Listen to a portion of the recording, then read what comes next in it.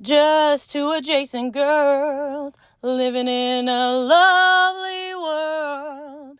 They took a podcast train going anywhere, but kind of specifically through Austin, Texas. Yeah, hook 'em horns. Happy birthday to you. I didn't know where you're going with this. Birthday Oh, to our favorite brother. to our favorite brother. Oh my gosh. Guys, Shelly and I are so excited to celebrate virtually Without him. our brother Timothy Wade Silvey's 60th birthday. He's turning 60 and like today. We're so excited that he was born. Wow. He is one of a kind. One of a kind. How would you describe Tim, Shelly? He is truly one of a kind. I mean, I don't know if there's really a description like, oh, he reminds me of, or this is how this is. Nothing. There's nothing about him. He is truly unique, opinionated. Yes. Engaged. Yes. Focused. Very focused. Incredible human. I'm a big fan. It says he's a Capricorn and that they are hardworking, ambitious, loyal, and committed.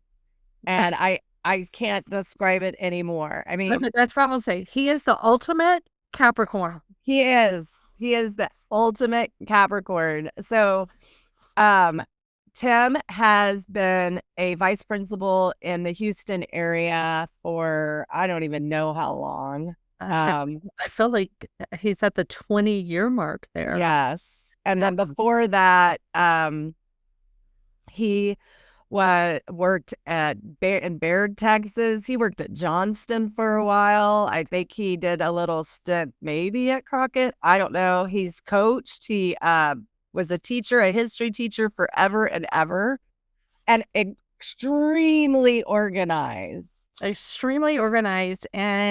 let's talk about like little Timmy. Yeah. Little Timmy. Let's start. Right. So when we were growing up, it was the four girls. Well, we called it like Tim and Casey and the three little girls. And Shelly and Amy and I were the three little girls. And Tim and Casey were kind of older. They seemed so much older to me, but they aren't even that much older, you know. And we joke about it on the show often, is that did he even live in the same house with us? Like, right. Did he have his own house? I mean, I don't remember. But he was like the prince of the family. Oh, he was royalty. So we grew up. We were the peasants, and he was royal. He was the royalty.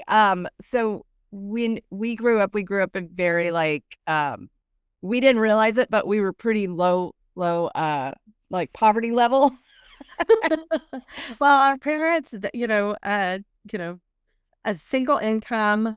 Right. There were 7 of us. Right. And we lived in the 4-5, if you know, you know. Yeah. And we had a 3-bedroom house, but it was originally a 2-bedroom, 1 bath, and then they turned the garage into a bedroom.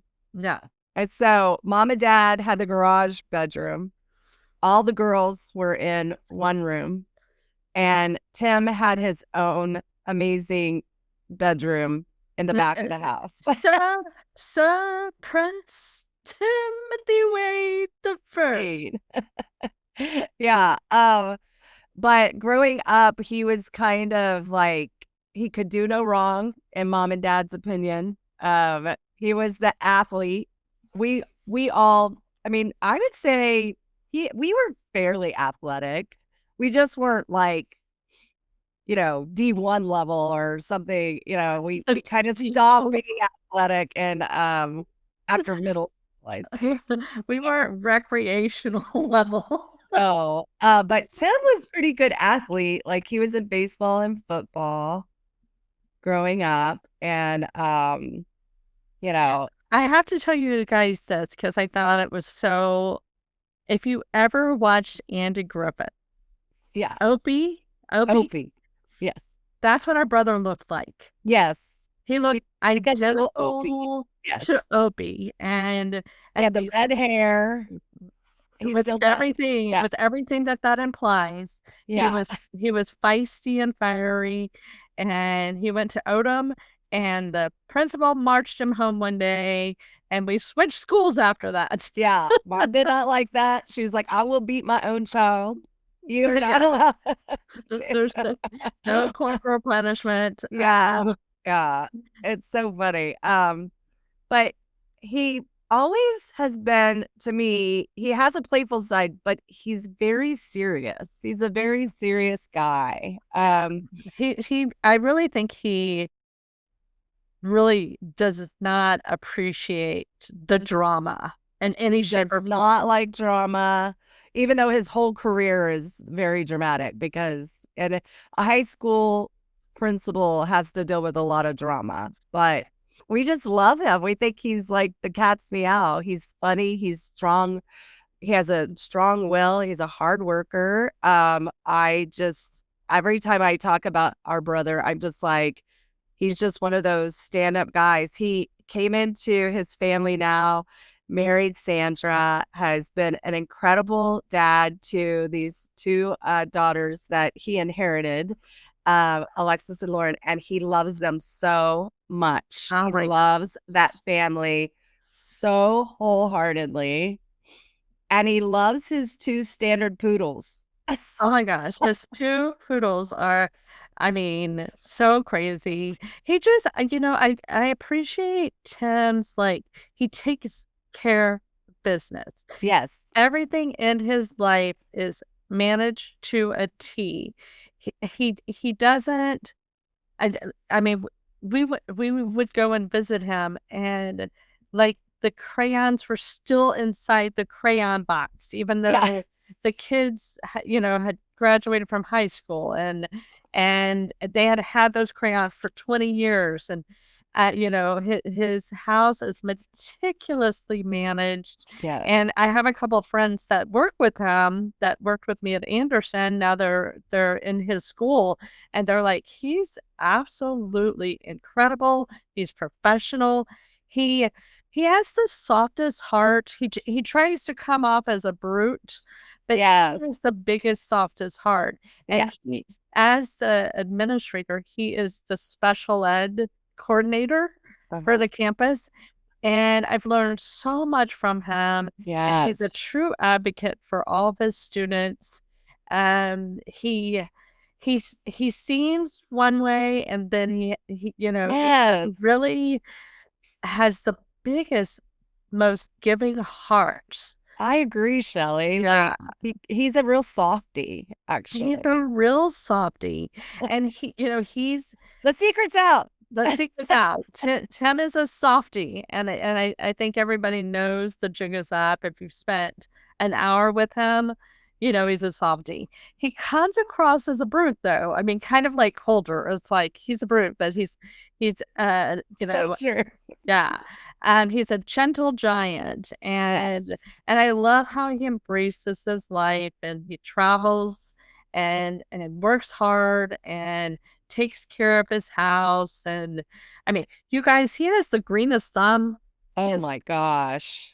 His house is like all the plants, and so green, and perfectly, and everything has a space, and it's just an incredible human.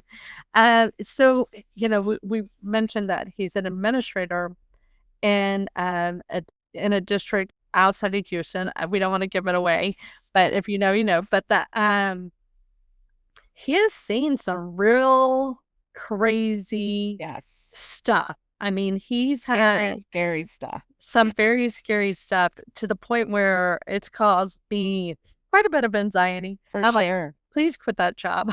Please quit that job. But he loves it so much. He's like that Ryan Gosling. I can't quit you, with his job. He loves it so much. Yeah. I mean, he is there 7 days a week. He does all the field trips. He really helps out.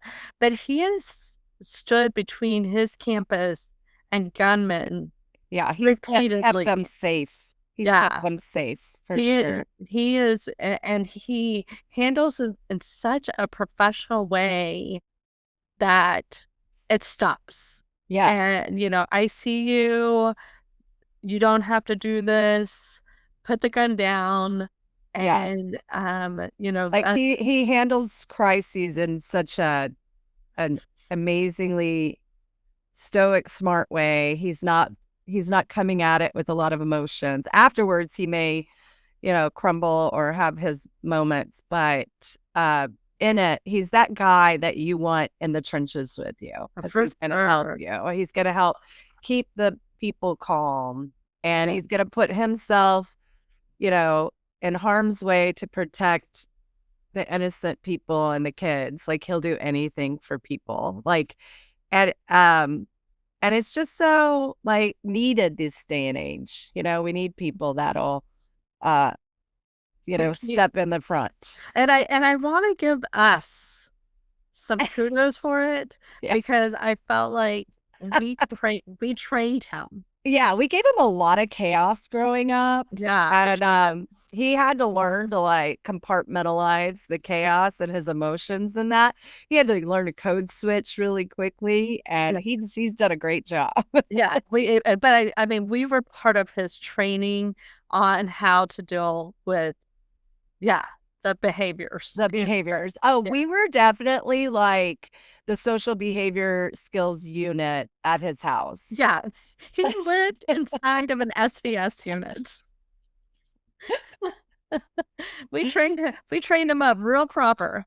There you go, buddy. I remember when our dad passed away, and each of us were dealing with the passing in such different ways. And Tim really stepped up as took on a lot of the responsibilities as the only male figure in our family, really. And it was wow, we needed him. And whenever there's been a level of crisis or something that needs, sometimes we're don't tell Tim, don't tell Tim. But then a lot of times we'll be hey, we need you on this one. And he will stop, drop, and roll and come over. Oh my gosh. Yeah. He is my first phone call. When Coulter was diagnosed, of course, Jody guided us through so much. But once we got into the school system, I was able to reach out to Tim, and he knows his stuff. He knows his stuff, and he knows what FERPA means. Yeah. He gave me some great advice, and I'm going to share it because I think it's important for people to hear, is that a school district has to do the best that they possibly can. Well, not even the best. They have to do what they can. They don't have to provide the best service. They don't have to provide the pie in the sky service. They have to do within their budget what they can do. That is the requirement. Yes. That is the requirement. Yes. The requirement is also of schools is to help somebody become employable.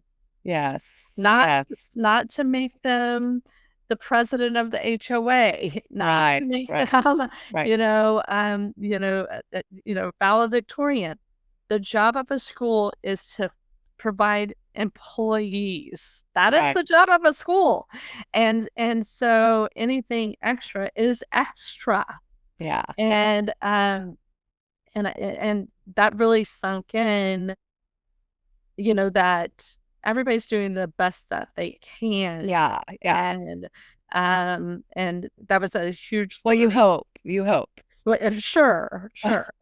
And but I don't think people choose that career to go half-ass. But Tim is an incredible example of education. And I do have to say, because we've discussed it quite often, once he retires, if he ever retires, he's gonna do a podcast, and I can't wait for it. And he should. He knows the ins and the outs of Texas education. It'll be very interesting. And he's a straight shooter, and I was like, I don't know if we can have you on our thing because we really try to steer clear of all the politics. But we would love to help you out in any way, and we can't wait for it, and we can't wait for him to retire. Yes. We're very eager to have him more in our lives as an administrator in high schools. If anybody does that, it's a full-time, it's a lifetime commitment, and it's his passion. It's something, it's his North Star, it's his love, it's his passion, it's his art. It is all encompassing. It's all encompassing. And some people be like, well, educators, you got 3 months off in the summer. No.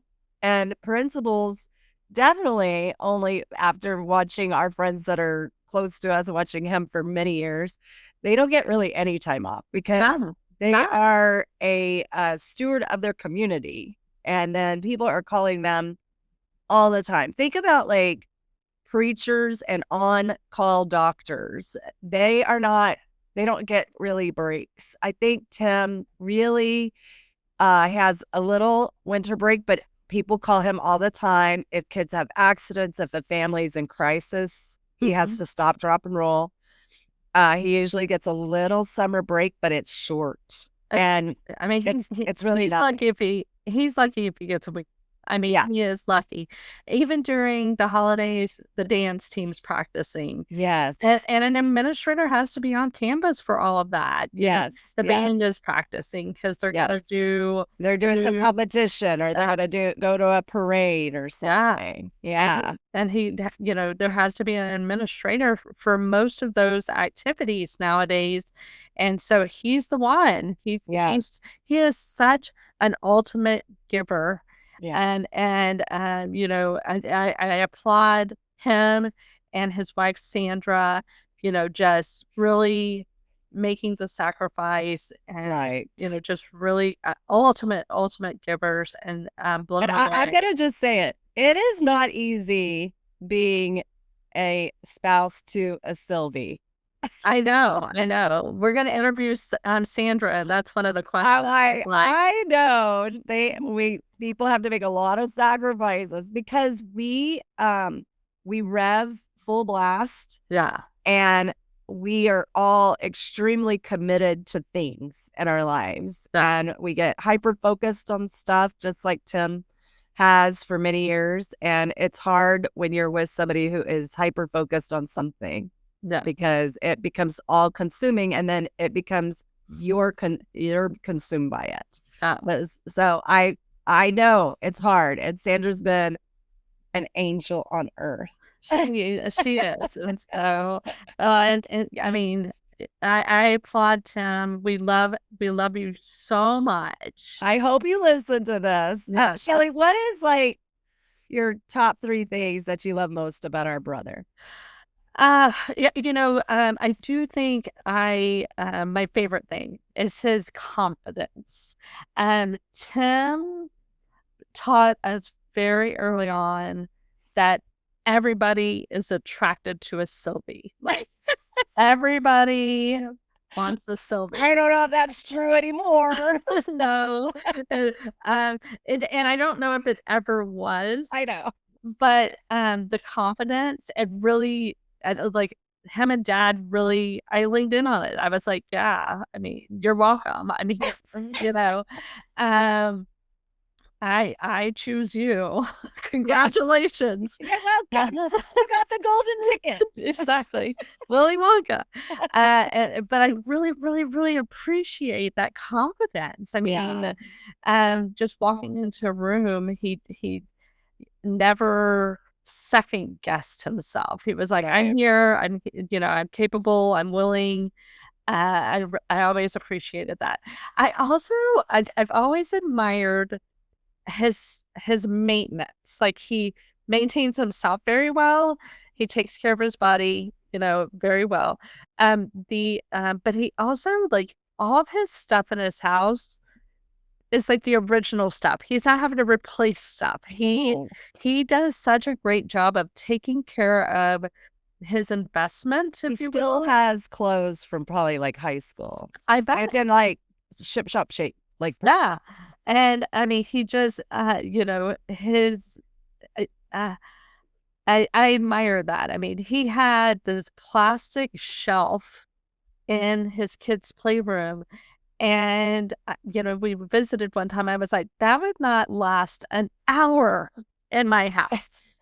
And he still had it like back, another visit. It's still there. Yeah. And I have always truly admired his avoidance of the drama. He's like, okay, I know it's Thanksgiving, but we will get some McDonald's. I don't care. I'm not staying for this. Yeah. Peace out. Yeah. And, I love that self-preservation and just, I'm not gonna feed the drama, and I'm not going to obsessively engage in the drama. Now, with that being said, he can come in and say one word and take the whole family down. He can shoot the rocket that starts the war, and then he loves to poke the bear. He loves to walk in and poke the bear. Yeah. But I do feel like I learned so much from him poking the bear. Like, don't let it. He's just coming in. That's his bit. He's gonna come in and do this. Yeah. And if you can ignore it and just walk away and know yourself, that's a great life lesson. And so, I mean, he's come at me a couple of times, and I'm just like, cool story, bro. Yeah. You can't let it get to you.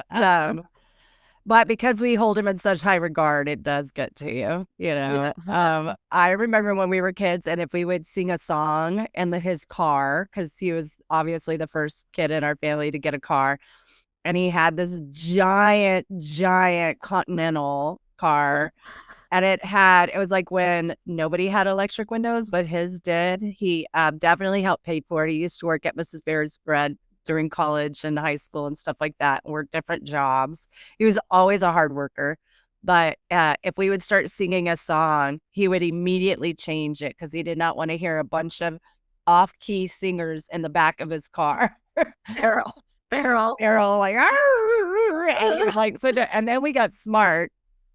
And we were like, oh, I don't like this song. So we would just repeat like the last words until he changed it. And he, he was very playful growing up. He was always, until he really got into, his high school stuff, he was always playful and, like silly at those times. I agree with you on all the things that you love about our brother. I am very just in awe with how well he takes care of things in his life.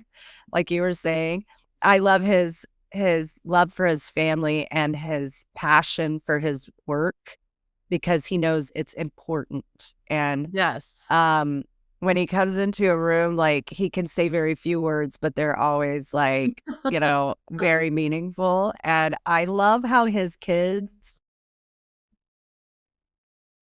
and he just takes it. And I think it's hilarious that he never really was into any of our pets growing up and never really had a pet. And then him and Sandra got these 2 standard poodles that are huge, Coco and Belle. And they just are like, not lap dogs. They're huge, like Georgia. They're like 90-pound dogs or something. But they take them everywhere, and they have them dressed up, and they have all the newest accoutrement for their dogs. It's so funny. It's so over the top. It's so fun to watch him with the dogs. Well, and I love his relationship with the girls. Oh my gosh! I mean, they get him. They understand his humor. Yeah, they have a family text chain that is absolutely hilarious. Yes, yeah. Watching him be a granddad to Jack is just the cutest because they look like they look. I mean, they look. They do look a lot genetically alike. bad. Yeah, just like a they're little brooch. And yes, it's so cute. and I love his like when he met Colin and when he met whoever the girls were dating at the time and their relationships, he was very hesitant. You didn't dive all in. You had to earn it. You had to earn it. Yeah, you have You gotta treat these girls like the queens that they are. Yeah. I had mad respect. You had to kiss the ring. You had to play the game. You had to know how to win Tim over. I don't think you ever can, but as long as you keep trying, that he admires that. And so I feel like I learned so much from him, and I really appreciate him as a human. Yeah. And I do look very forward to him retiring and getting to spend more time with them. Yeah. I do. And one day he'll come on the podcast and we'll introduce you to him, because a lot of our friends are like, "Oh, you have a brother?" Because he's doesn't come around a lot. And so when we talk about him, we love him and we love seeing him, but he's kind of like our little and our crew, our little Silvey secret. We don't want to share him with many people because we don't get a lot of time with them. So but quite a few of our friends have met him and they all love him. He's so curious but funny. And he's really fun to hang out. He is. Yeah. Hopefully he'll let us get to celebrate him. He's a little like me, a little where I don't like all that stuff, but he hopefully he'll let us come and snuggle and kiss him and hug him and happy birthday. Well, we're just gonna show up. We're here. We're here. This is our announcement, Tim, that we're here to celebrate you. We're just gonna show up at your school. Yes. Yeah, I think we're gonna have to pull a meeting. And say we're I'll reach out to some of his coworkers and say, hey, can you bring him into the conference room? Yeah. All right. Well, with that being said, we love you, Tim. Happy 60th birthday, and hopefully you're old. You made it. No, I know. You surpassed a lot of our family members. So keep it up. Yeah, keep going. Keep going. The good time is coming, especially when you retire. Please retire. We love you so much. We can't wait for you to come camping with us. Get your RVing. Yes. Come travel the state with us. Yes, we could do it. All right. We love you. Happy birthday. Happy birthday. Love you. Texas. Yeehaw.